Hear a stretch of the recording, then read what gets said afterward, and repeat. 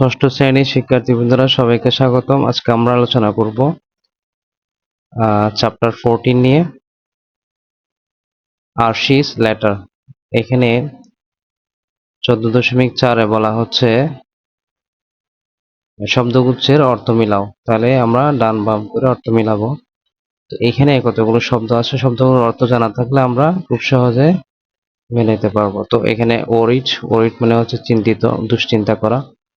হচ্ছে অ্যাব্রোড হচ্ছে বাইরে বা বিদেশ। স্কেয়ার্ড ভয় পাওয়া।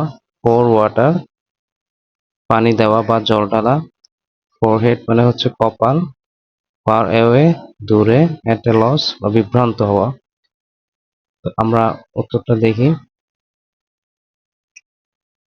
এখানে হচ্ছে ওরিট, তাহলে ওরিটের সাথে হবে আমাদের এটা feeling troubled or upset about something, অর্থাৎ কোনো কিছু নিয়ে আপসেট করা। তো এটা হবে আমাদের এর সাথে এটা মিলবে।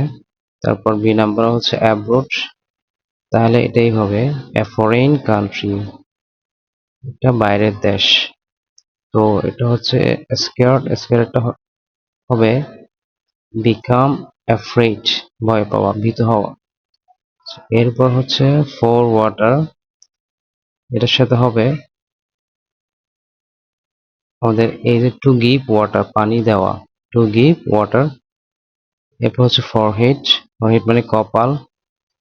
তার আমাদের এটা হবে এটা the part of face above the eyebrows, তার মানে আমাদের আইব্রোর উপরে যে অংশটা আছে সেটা হচ্ছে কপাল, তাহলে এটা হবে। তারপর হচ্ছে ফার অ্যাওয়ে, এটা হবে নট নিয়ার মানে কাছে নয়, তার মানে দূরে বোঝাচ্ছে, তাহলে এটা হবে এট এ লস। এর সাথে হবে become puzzled and don't know what to do, হতবুদ্ধি হওয়া, বিভ্রান্ত হওয়া, এটা বোঝাচ্ছে। তো এটার সাথে এটা হবে। এরপরে 14.6-এ বলা হচ্ছে এখানে কতগুলো আমাদের শব্দ দিছে, এগুলো হচ্ছে গ্রেটিংস, তারপর ক্লোজিং মার্ক, তারপর হচ্ছে এগুলো ক্লোজিং মার্ক গুলো বাছাই করো এবং একটু উদাহরণ তোমাদের জন্য দেওয়া আছে। আমরা এই ক্লোজিং মার্ক এবং ইমেলের ক্ষেত্রে গ্রেটিংস, ক্লোজিং মার্কস এগুলো বাছাই করে আমরা এখানে বসাবো এই লিস্ট থেকে। তো এখানে আছে dear sir, madam, best regards, hi Rupa, best wishes. এগুলো আমরা সঠিকভাবে বসালে আমাদের উত্তরটা হবে গ্রেটিংসে থাকবে hi Rupa, hi there, hello friend. এভাবে ক্লোজিং মার্ক হচ্ছে your friends, all the best, bye, cheers, best wishes, best regards, love, best. তারপর হচ্ছে এগুলো থাকবে। তো আমাদের এরপরে এই পার্ট, এটা হচ্ছে when you write a letter or email to friend, এটা হচ্ছে ফ্রেন্ডের ক্ষেত্রে এগুলো আমরা ইউজ করতে পারবো। এগুলো হচ্ছে শুধুমাত্র ফ্রেন্ডের ক্ষেত্রে আমরা এগুলো ইউজ করব।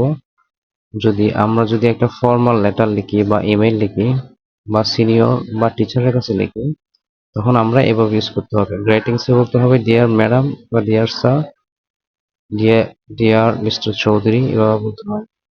তারপর হচ্ছে ক্লোজিং মার্কে yours truly, sincerely yours, yours obediently, yours, এইগুলো আমরা ফর্মাল লেটারে ব্যবহার করব।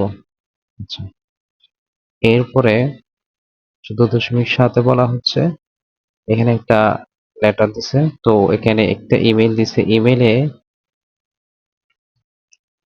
এক্সপ্রেশন এখানে বলছে, তারপর জোড়া ইনফর্মাল ওয়ার্ড আর হচ্ছে এক্সপ্রেশন গুলো নিচে দাগ দাও। আমরা এক্সপ্রেশন এবং ইনফর্মাল ওয়ার্ড গুলো নিচে দাগ দিব।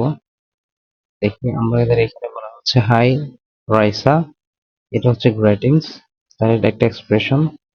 এরপর হচ্ছে হাউ আর ইউ, এটা এক্সপ্রেশন, তাহলে এটা হবে I didn't see you at school yesterday, I didn't see you, আমি তোমাকে দেখিনি, তার মানে এটাও হবে একটা expression.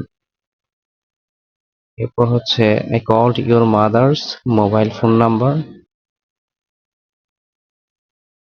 But the phone was switch off, is everything okay, সবকিছু ঠিক আছে, তাহলে এটাও হবে একটা এক্সপ্রেশন, তাহলে এটা হবে এক্সপ্রেশন, তবে please let me know, please let me know, take care, bye, এগুলো এক্সপ্রেশন। তাহলে এগুলো নিচে আমরা দাগ দিব। এখানে 14.8 বলা হচ্ছে, আমরা যদি এটা দেখি, বলা হচ্ছে rewrite the email using appropriate greetings, closing remarks and formal language in the body. তারপর এখানে বলা হচ্ছে, এখানে সঠিক অভিবাদন, তারপর হচ্ছে ক্লোজিং রিমার্ক, তারপর হচ্ছে ফর্মাল ল্যাঙ্গুয়েজ ব্যবহার করে ইমেলটি আবার লেখো। তো এখানে এই ইমেলে কিছু ইনফর্মাল কথাবার্তা হয়েছে, যেমন এখানে হ্যালো বলা হয়েছে, তারপর হচ্ছে এই যে আই এম বর্ষি, মাই মাদার ইজ আনওয়েল, এভাবে এখানে অনেকগুলো ইনফর্মাল কথাবার্তা বলা হয়েছে। যেহেতু এটা ম্যাডামকে লেখা হচ্ছে, তাহলে অবশ্যই ফর্মালি লিখতে হবে। যেমন এখানে বাই বলা হয়েছে নিচে। তো এগুলো আমরা যখন একটা ফর্মাল লেটার লিখবো তখন এগুলো ইউজ করা যাবে না। আচ্ছা, তো আমরা এটাকে সঠিকভাবে লিখলে এভাবে হয়, ডিয়ার ম্যাডাম, আসসালামু আলাইকুম, I am Arshi, a student in class 6.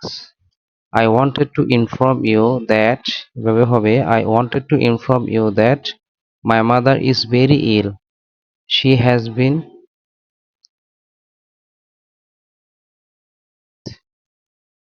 dengue symptoms. My father is abroad for work. Only I am here with my mother. I am the only one to look after her, but the doctor asked me to keep my surroundings clean. Surroundings শব্দটা তো হচ্ছে এখানে চারপাশে, তো চারপাশ পরিষ্কার রাখার জন্য বলছে ডাক্তার। তো এখানে লুক আফটার, এখানে একটা কথা হচ্ছে লুক আফটার, এটা হচ্ছে দেখাশোনা করা। তারপর হচ্ছে she has no other caretaker. I am at a loss and I don't know what to do. My apologies, ma'am, but I need your advice on what to do. Obediently yours, Arshi Zaman, class 6, এটা।